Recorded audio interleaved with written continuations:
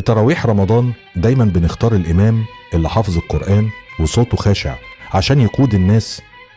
الكفاءة هي اللي بتحكم. لكن في بيئة العمل أحيانا بنلاقي مدير بيتولى المنصب لا عنده خبرة ولا كفاءة، ومؤهله الوحيد إنه تبع الباشا الكبير. يا أستاذ مسعد، الإدارة دي فن مش مجرد شهادات وسنين خبرة. الكبار محتاجين حد مريح في التعامل، بيسمع الكلام وولاؤه مضمون. أهل الثقة دايما بيكسبوا، يشتغلوا تحت إيدينا. لكن الكرسي محتاج كاريزما وعلاقات. كاريزما ايه وعلاقات ايه يا فهلوي؟ الكرسي محتاج جدارة قيادية وفهم فني.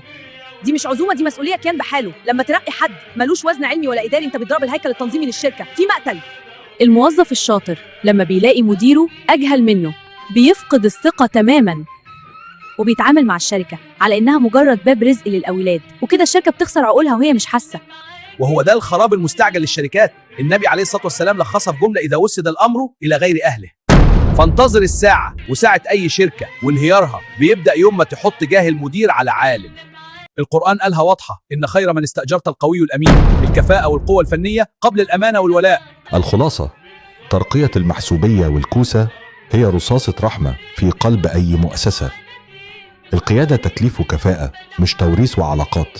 شاركونا في التعليقات، هل عانيت قبل كده من مدير أخذ منصبه بالواسطة وهو ما بيفهمش حاجة في الشغل، وإزاي بتتعامل معاه؟ مستنيين رأيكم في الكومنتات.